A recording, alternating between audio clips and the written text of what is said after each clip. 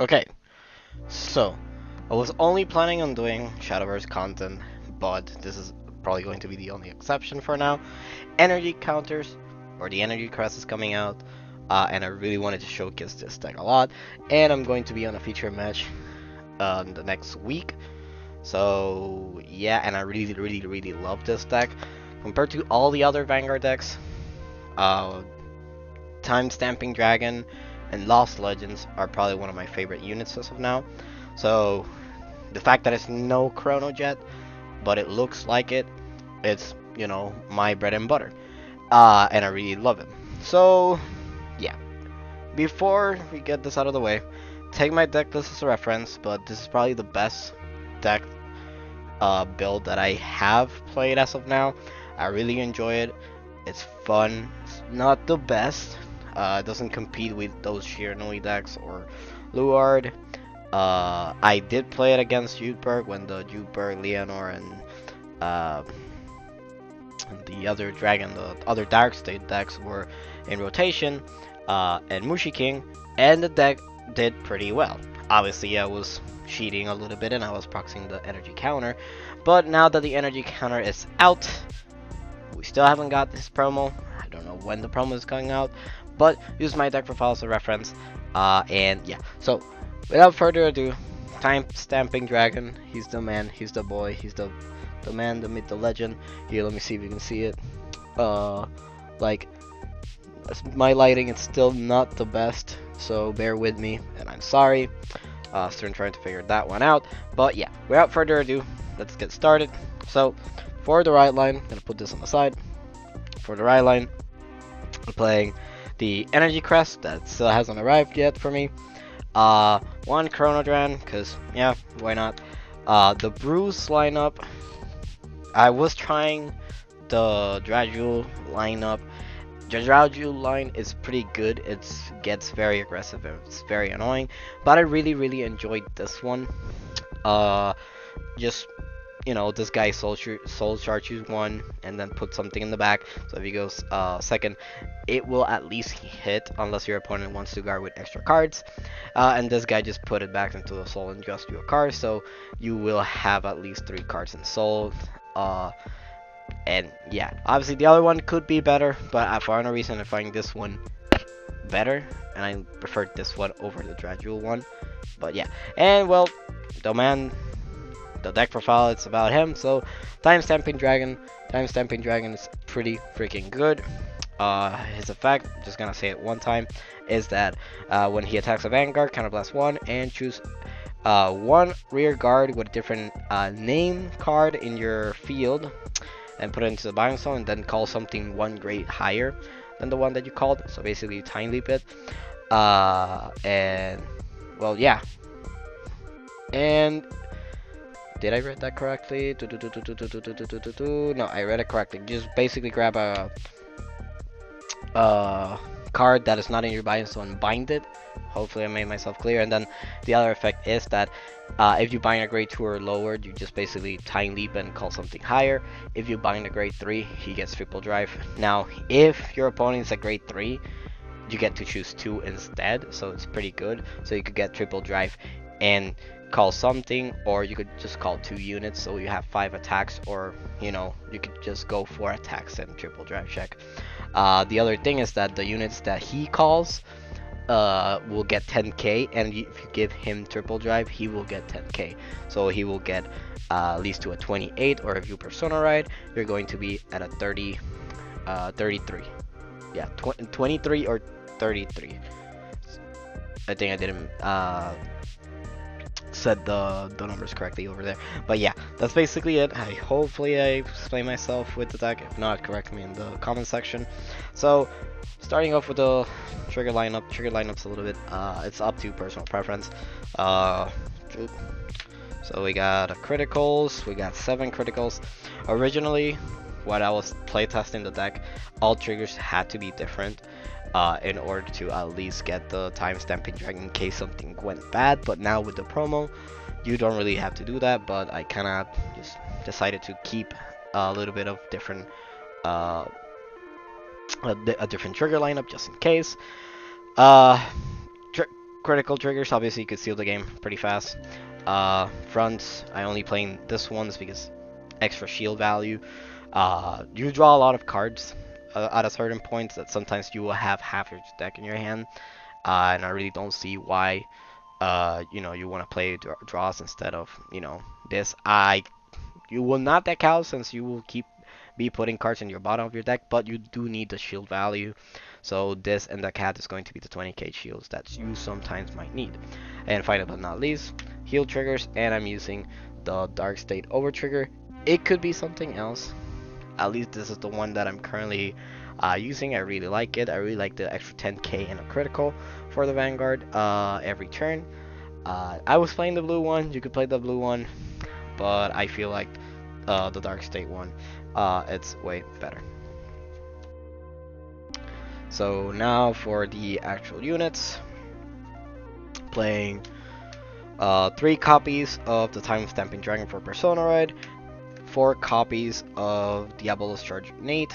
Now the reason why I'm playing this guy over any other grade 3 is because he just gets plus 5k if your Vanguard is grade 3, so he turns into 18. I don't know if you can see it there.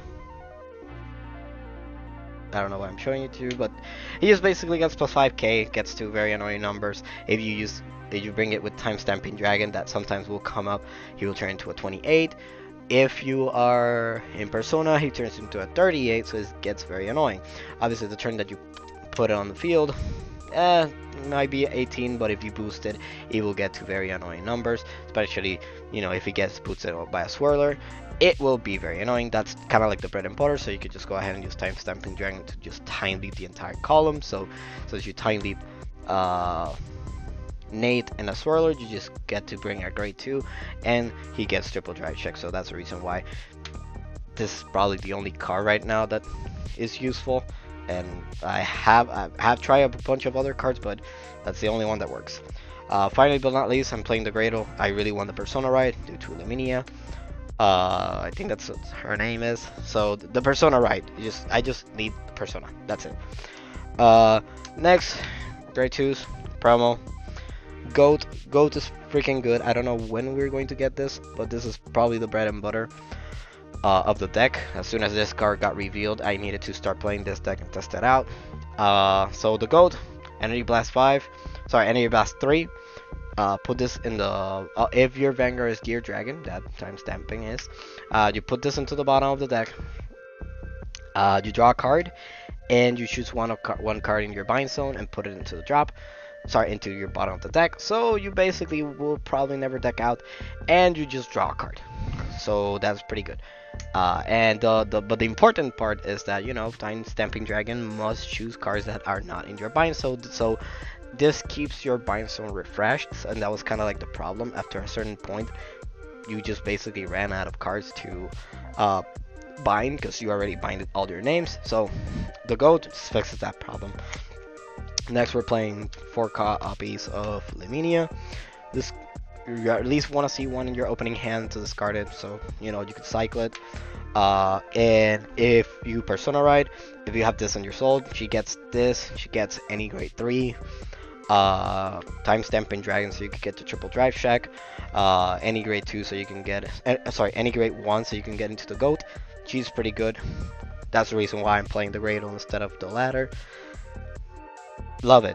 That's it. That's the only thing I can say. This is just in case you don't have the Goat or you don't have energy. Sometimes you do run out of energy. Especially if you're going first, you will burn through your energy pretty fast. So basically, Gunfire Colossus is going to be the substitute, at least for one turn, where if he's played by a card effect, counterblast 1, draw a card, and he gets plus 5k, so it gets into 25. Not the best. Oh, and I forgot about the Goat. You can, when he attacks, you can Soul Blast 1 and he gets plus 5k, so it gets into 30, 25, or 40.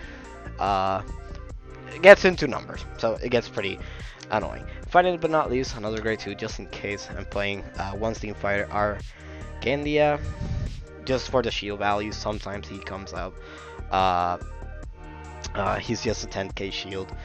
Sadly, you don't have a G-Zone, but he's just a 10k shield, and he's pretty good. I really like it, and it goes with the team of Gear Dragons. So yeah. All right, let's put this inside. Now, grade ones, PGs, self-explanatory. 3 copies of Gungan Ram, 3 copies of Swirlers. This kind of like are the same. I was playing 4 copies of Swirlers, but I kind of stumbled with one problem. And the problem is that sometimes the only grade 3 in order to get triple drive check is going to be uh uh the Bulls guy, Nate. So basically his like Solar will be in the bind zone, so you can't really bind him that much. So just to kind of like choose which one you want to like bind, Gungan kind of does the same, and you use at least 2 to 3 times the effect to draw a card. So that's kind of like another good thing, just to keep a lot of cards in hand to guard. Very annoying. Very annoying attacks, like 7 attacks with your Nui and all that shit. Pretty good. Swirler, obviously, way better. He gets +5 every time you soul charge. If you want to play 4, you can play 4, to be honest. But yeah, he gets very annoying. The bread and butter just putting this behind Nate. So Nate could go very big, or you could just, not attack and use it to boost the goat, and still going to be good. Now the other card, just in case, so it can get to magic numbers, is going to be Steam Shooter Puam. She gets +5. Your opponent's a grade 3 or higher, so she's actually pretty good. Kind of like Swirler, but without soul charging. So she just, 13k. That's basically it. If you bring it with the time stamping draft, is going to be a 23, or if you persona arrive, he's going to be obviously 23 or 33, so it gets into those magic numbers. So yeah, this could be something else, but sadly as of now, that's the only card we're currently playing. Because yeah, it's probably the best out of all of them. I was using the gradual one from the Ryline. The problem is that at the end of the battle, he just goes into the soul, and you don't really want him to go into the soul. You just really want to bind them. So yeah, this kind of gets that, checks that box, and it's not the best, but it's something. Next we got one balanced wiggler. It comes from time to time. You really don't want to use the effect too much. So counterblast 1.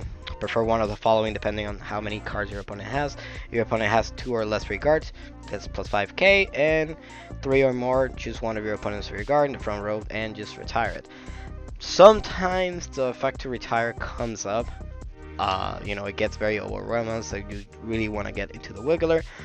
But same as all the other ones, it gets into the magic number being at 13k. And finally but not least, playing 2 cats. And you don't really use the counter charge, but you just use them for guarding, and that's basically it. You could cut one of the cats. You could just bind it, bring it back, and have another cat, but I feel like 2 cats is okay. You could just go 2 wigglers and 1 cat, but as of now, this is what this is probably the important side of it. Great ones that you could time leap into the goat. And yeah, well, that's it for the entire deck profile. I hope you guys like it. I hope that this deck does me well in the feature match that I'll be playing. I don't know if I mentioned at the beginning, but yeah, anyways, thanks for watching.